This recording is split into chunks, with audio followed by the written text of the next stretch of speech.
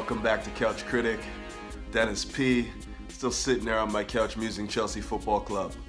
Now before I get into that Everton review, could you please do me a big favor and hit that like button, hit that subscribe button, and if you're a real bad man, you'll hit that bell notification button to keep up with the latest and the newest. Okay, let's get right into it. Chelsea versus Everton up at Stamford Bridge. A game that finished 0-0 and featured a late appearance by Ross Barkley, who's facing Everton, his former team, for the first time. And let's be honest here, it wasn't really a great game. I mean, a lot of the sting was taken out of it right when the lineup cards were read out and Ross Barkley was on the bench.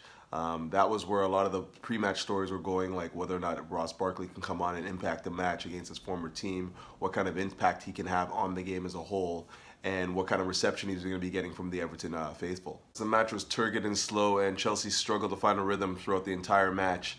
And I attribute a lot of that to do with the shape that Everton came out and played. It looked like more of a 4-4-2 to me, with both Richarlison and Sigurdsson screening Jorginho from off the ball. I remember right at the outset of the match when I saw that both Richarlison and Sigurdsson were going to sit in like that and take Jorginho out of the match, the very next thought I had, and I mentioned to one of my mates at the bar, was David Luiz has to have an immense match. And unfortunately for Chelsea, he didn't.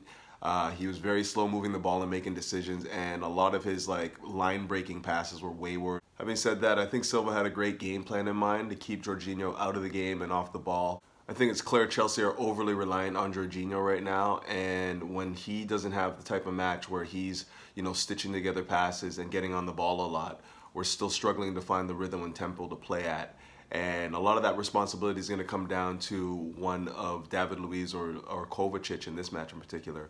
And neither of them did a great job of getting on the ball and getting the team playing again. Now I know I praised Silva for coming with a game plan to keep Jorginho out of the game, but at the same time the overall game plan was very, very poor and showed a lack of ambition really.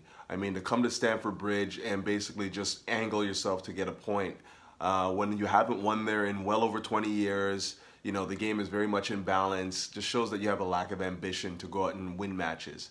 And I think that was evidenced by the second substitution late in the second half, where I think it was around the 70th minute, Jagielka came on for Gylfi Sigurdsson. So you mean to tell me in a 0-0 match, you're going to take off your number 10, bring on a center back, and switch to a back five in order to preserve a point away? I mean, I don't know. At that point, you haven't won at Chelsea in over 28 years now, I believe. And you come with an ambition to just steal a point rather than go out and try and win the match. And yes, I do understand that we come from the Jose mentality where you go up 1-0, close up shop, game, set, match done. But I don't know, after 28 years of having not won somewhere, I think that you have to come with a little bit more of a game plan to try and get 3 points out of the game rather than just settle for one. Just me, I guess. And that's not sour grapes because Chelsea didn't get the 3 points. I actually thought we didn't play well, and this, I think, is starting to become a trend after the European fixtures, or even a midweek where we don't come out with the right sort of passion, pace, and rhythm. Where despite rotating the squad, we still don't go into the weekend with the right sort of rhythm, pace, energy, passion to take control of the match and really tighten the screws. And this could be just coming down to the fact that we're not getting the same amount of preparation time between matches. And I think it's important now to highlight the fact that Mr. Maurizio Sarri hasn't really played against a lot of these managers or these teams before. So he doesn't really have a dossier put together on how they play and what they do well in order to keep us from playing. So a lot of the time he's coming into these matches, especially after the midweek, with little preparation and a little understanding of how teams play.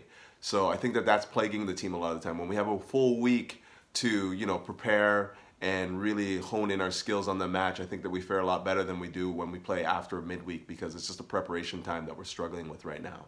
But having said that, it's to be applauded that the team's application of Sarri's system is so good right now that we're still looking like in every match. Don't forget, we're undefeated. We're the only team in Europe that is undefeated in all competitions. And that's down to the fact that Maurizio Sarri has implemented a system that, even though it's not clicking at 100%, is capable of winning any match. So generally speaking, Chelsea are well ahead of the game right now. They've definitely exceeded my expectations given the fact that we're only really 3 months into Sarri's reign and the team is playing an aesthetically beautiful football. And we're in each and every match that we play, which is crucial when implementing a system, because it shows that the team is actually applying what they're learning at a good level. And even when we're not at our optimal level, we're still in matches and winning matches. But in general, lots of things to look forward to here. And one of the things that I picked up on, which Chelsea can improve on, is confidence in playing at a high tempo.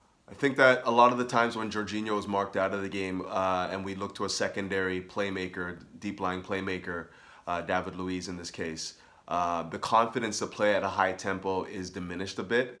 I mean, I think it's safe to say that most of these guys haven't really played at a high tempo before, so there's a hesitancy to play at that pace. And when you know that you could give the ball, you're second guessing yourself, mainly down to confidence. And I think that once we get more comfortable on the ball, like playing out from the back, we look great now, which is awesome to see. Even when we're pressed high, the guys are showing great composure at the back to, you know, initiate attacking moves from the back. But once we get into the midfield area and the pace of the game picks up a bit because we're being pressed at closer distances, we're struggling to, you know, really make that incisive pass. And we sort of end up recycling amongst our center backs and full backs as opposed to making that incisive pass into the midfield and relying basically on our quick feet, 1-2 combinations to sort of like break down the defense from there once the game speeds up a bit. And I think that that's really just going to come down to confidence. Like once we get, you know, more assured on the ball and we know that what we're doing is, you know, the correct method, I'm sure we'll have no problems with breaking down teams. Having said that, even though we struggle to play the ball through the midfield and create opportunities from there, I thought we did a great job of playing it out wide and switching it out wide and building attacks from there. I thought the wide man had decent games. Alonso in particular, who was my man of the match, by the way. I thought he was fantastic getting into the box and creating a lot of goal-scoring opportunities.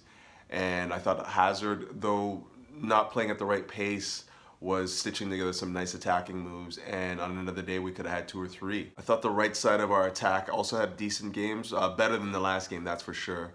Azpilicueta was better getting forward and making more of an impact on the game than he did previously. Still not out of the woods yet, but he's showing signs that he can improve and will improve. And Willian, again, really didn't have the sort of impact on the game that I would like to have seen. For my money, I really think that Pedro needs to be starting on the right because he's just so much more different to Hazard and a little bit more direct. And I know I mentioned this before, but that's an area where I think we definitely need to address. Not because Willian doesn't necessarily apply himself on the pitch and, you know, work hard for the team, because he does, you know, investigate space with dribbling and, you know, close control. It slows the game down sometimes. So I'd rather see Pedro in that role because he offers something different on that right flank.